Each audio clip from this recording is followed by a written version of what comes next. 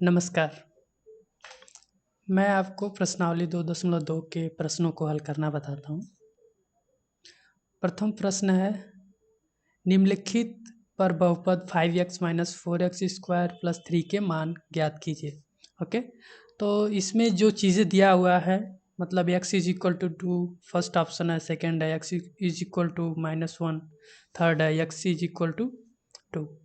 तो इनमें से इन सब के वैल्यू रखने पर इस बहुपद का मान क्या आएगा ये ज्ञात करना है। मतलब जो 5x minus 4x square plus 3 है, इसमें x की जो वैल्यूज़ इसमें दिया है उसको रखने पर जो मान आएगा उसको ज्ञात करना है। तो प्रथम जो है उसको हम रखते हैं x इज इक्वल टू 0 रखने पर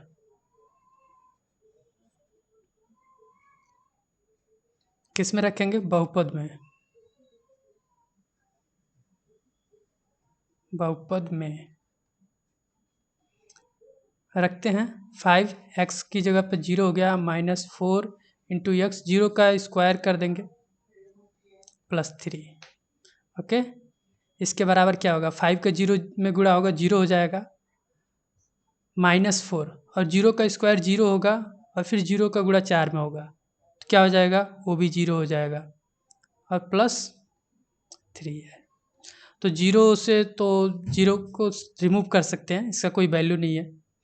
0 घटाएंगे या जोड़ेंगे 3 में कोई फ़र्क नहीं पड़ेगा, 3 ही आएगा। तो ये 3 आ गया आपका उत्तर। ठीक है, दूसरा हम सॉल्व करते हैं मान रखकर x इज इक्वल टू -1। तो अभी रखते हैं समीकरण में मान 5x minus 4x square plus 3 में मान रखते हैं इज इक्वल टू 5x का मान रखेंगे -1, ओके, -4 x जहाँ है वहाँ -1 रखेंगे और उसका स्क्वायर कर देंगे। जैसा जैसा जहाँ पर x है वहाँ पर हम स्थापित कर दे रहे हैं -1 का मान। अभी -1 का गुणा 5 में होगा तो क्या होगा यही आपको समझना है। ओके, तो जो रूल्स हैं वो यही हैं कि गुणा करने की प्रक्रिया में, ओके, माइनस और प्लस का गुणा होगा,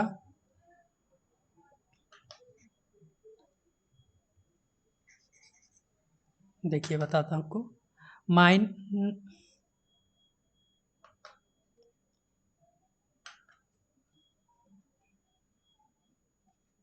माइनस और प्लस का गुणा जब होगा तो क्या होगा?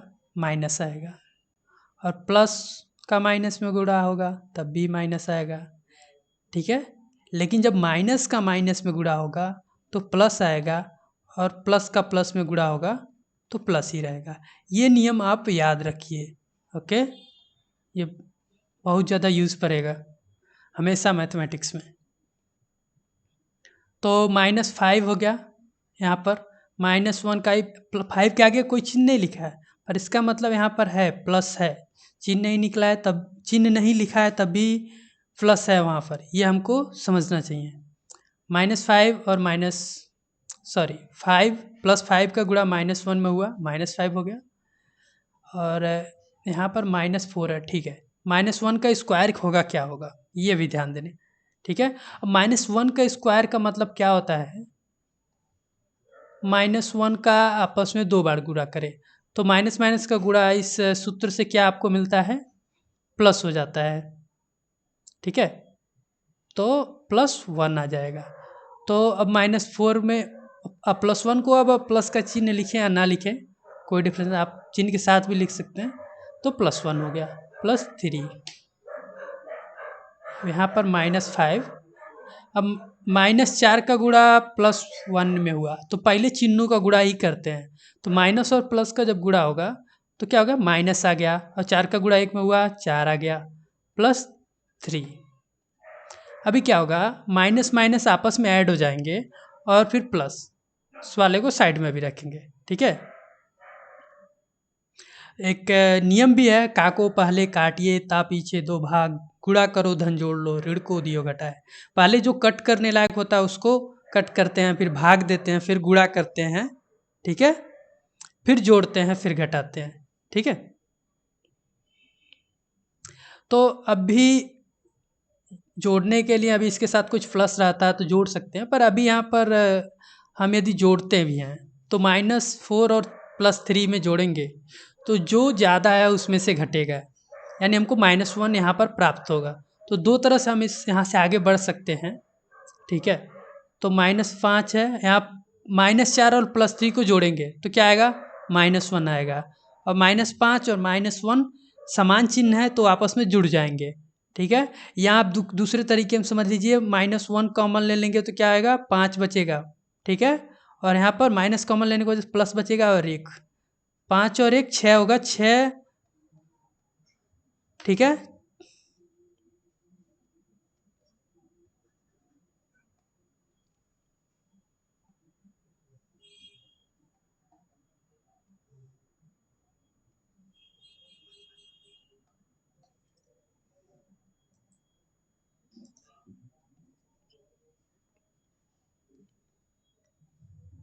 -1 और ये 6 होगा, 6 का गुणा होगा -6 हो जाएगा, 6 का गुणा -1 में होगा, -6 हो गया।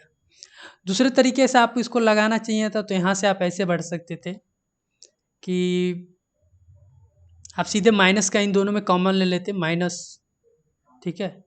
तो -1 कॉमन लेंगे तो -1 का 5 में गुणा होगा, 5 हो जाएगा, फिर -1 का 4 में गुणा होगा, 4 हो जाएगा। माइनस माइनस का गुणा करिए, ठीक है, -1 का दोनों में गुणा करेंगे तो प्लस हो जाएगा, ठीक है। और लास्ट में +3 है। अब 5 और 4 कितना हुआ, 9 हुआ, और 9 का गुणा -1 हुआ, -9 +3। अब यहाँ पर क्या आपको मिलता है, -6। तो आपको समझना है, आपको आगे बढ़ना है, अधिक से अधिक प्रैक्टिस करना है, ये चीज़ें क्लियर हो जाएंगी। यदि आपको फिर भी डाउट है तो आप कमेंट्स में ज़रूर लिखिए, okay, I try to help you. ठीक है, तो ये 2 प्रश्न लग गए हैं नंबर 1 के, अभी तीसरा है उसको लगाते हैं।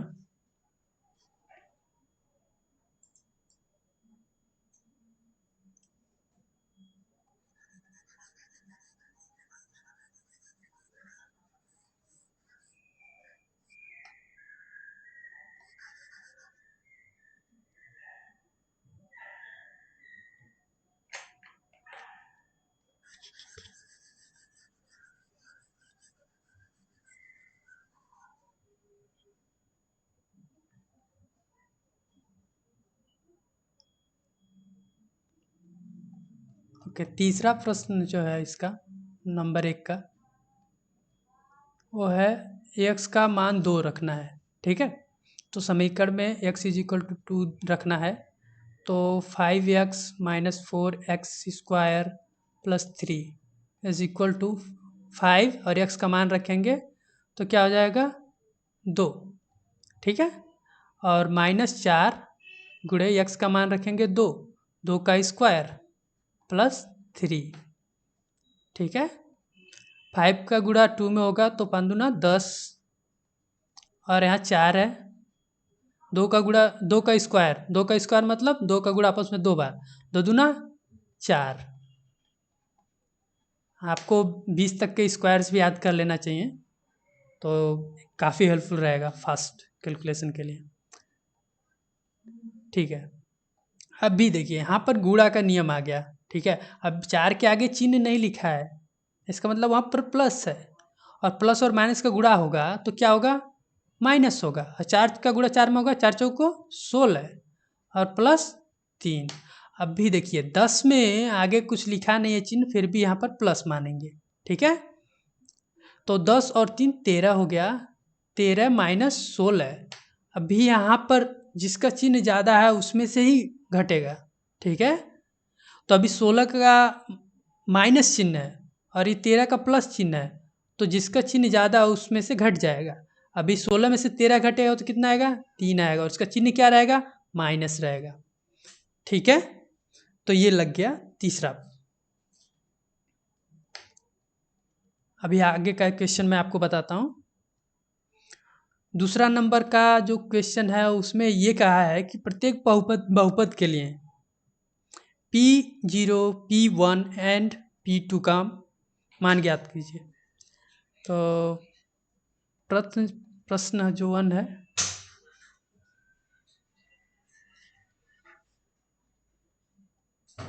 Py is equal to Y square minus Y plus 1। Okay, अभी P0 का मान ज्ञात करना मतलब y की जगह 0 को रखना है। तो 0 का स्क्वायर माइनस 0 प्लस 1। अभी 0 का स्क्वायर 0 होगा, 0 माइनस 0 प्लस 1। 0 ऐड करें या जोड़ें प्लस 1 में कोई डिफरेंट नहीं आएगा, तो यानी 1 आ जाएगा आपका आंसर। ठीक है,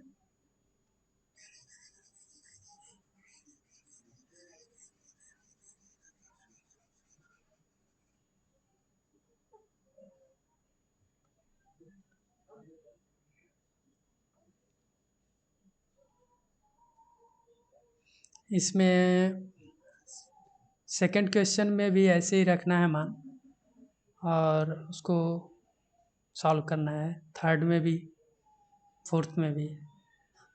ओके, तो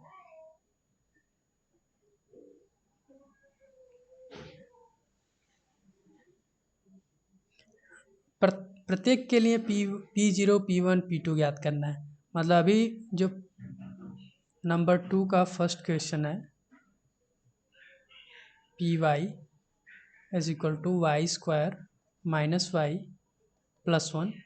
इसमें अभी P0 का मान हमने निकाल लिया, P0 का मान 1 आया। अब P1 का मान ज्ञात करना है। P1 का मान ज्ञात करने के लिए 1 जहाँ y है वहाँ 1 रखना है। ठीक है, 1 स्क्वायर माइनस 1 प्लस 1। ठीक है, 1 स्क्वायर का 1 का गुणा 1 में होगा तो 1 ही होगा, 1 का स्क्वायर 1, माइनस 1 प्लस 1। प्लस और माइनस कट जाएगा। ठीक है, बराबर चिन्ह है, अपोजिट है। ठीक है, अपोजिट चिन्ह है और वैल्यू इसका इक्वल है दोनों का, तो 1 इसका भी आ गया वैल्यू। P2 का मान ज्ञात करते हैं। 2 का स्क्वायर जो होगा -2 प्लस 1। अभी Y square minus Y plus 1 में इसका मान रख रहे हैं, तो 2 का स्क्वायर 4 माइनस 2 प्लस 1 आपका आ जाएगा। 4 में से 2 गया 2 प्लस 1 3। ठीक है, तो बाकी के 3 प्रश्न लगाइए और यदि नहीं लगता है तो मैं उसको फिर से एक्सप्लेन करूँगा। ठीक है,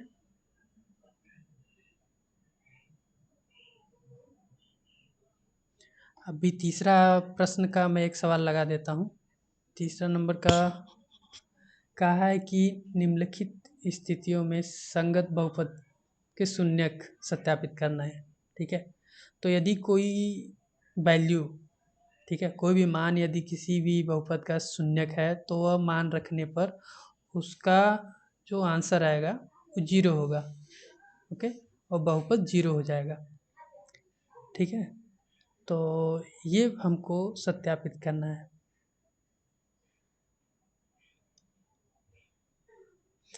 दूसरा तरीका है, हम समीकरण को मान लेते हैं कि समीकरण में वो शून्यक रखने पर उसका मान 0 आता है, तो हम उसको सरलीकरण करके उसको सिंप्लीफाई करेंगे और हमको शून्यक प्राप्त होगा।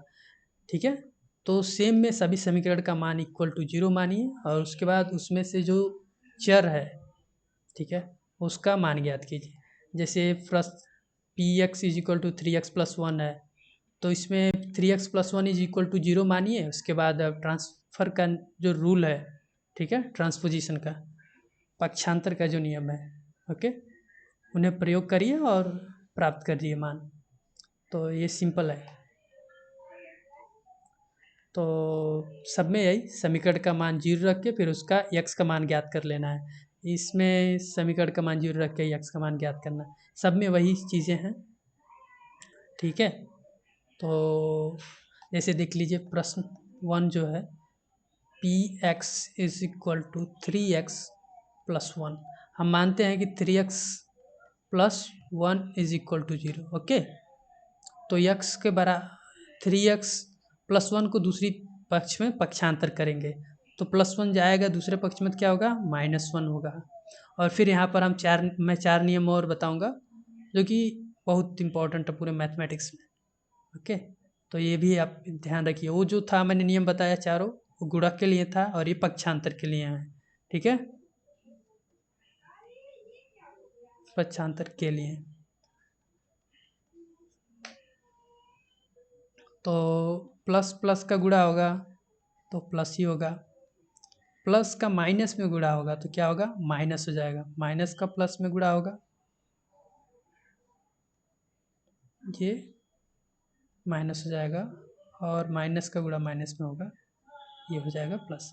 ये जो हमारा नियम है एक्चुअली गुणा करने के लिए है।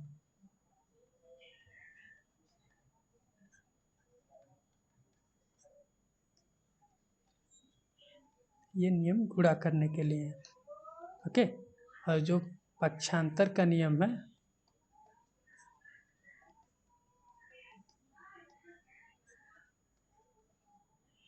वो क्या है, जो प्लस का ट्रांसफर आप करेंगे बराबर की दूसरी तरफ, ओके, तो क्या होगा, माइनस हो जाएगा।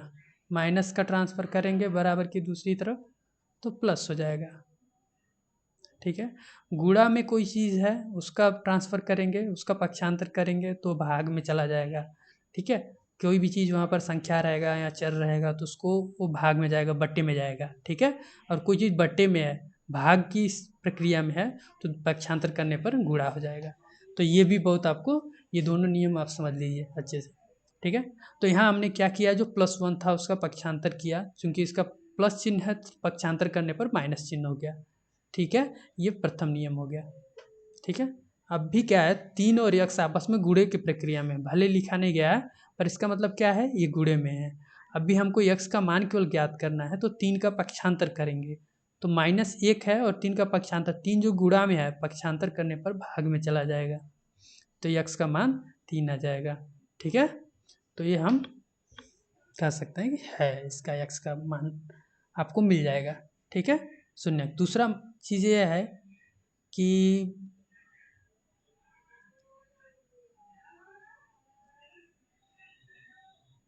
आप वैल्यू रख दीजिए समीकरण में। ठीक है, और उसका मान 0 आ जाना चाहिए। ठीक है, जो पहले मैंने तरीका था ये दूसरा था, तो कोई भी आप तरीका यूज कर सकते हैं।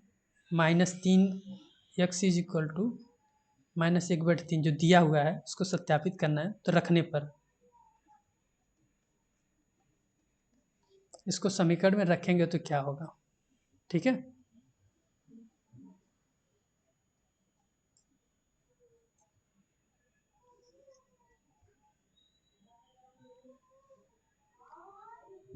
थ्री एक्स प्लस 1 क्या होना चाहिए, इसका मान 0 आना चाहिए। ओके, तो 3x का मान लिखा -1/3 प्लस 1 इज इक्वल टू 0। अब देखिए ये जो होगा गुणा पहले होगा, 3 का गुणा -1 में होगा तो -3 होगा, बट्टे 3 है, +1 है, इज इक्वल टू 0। 3 का 3 में भाग जाएगा तो कट जाएगा तो 1 बचेगा, यानी -1 + 1 इज इक्वल टू 0। तो इधर भी -1 में से +1, ये दोनों कट जाएगा तो 0 हो जाएगा, या 1 में से 1 गया 0।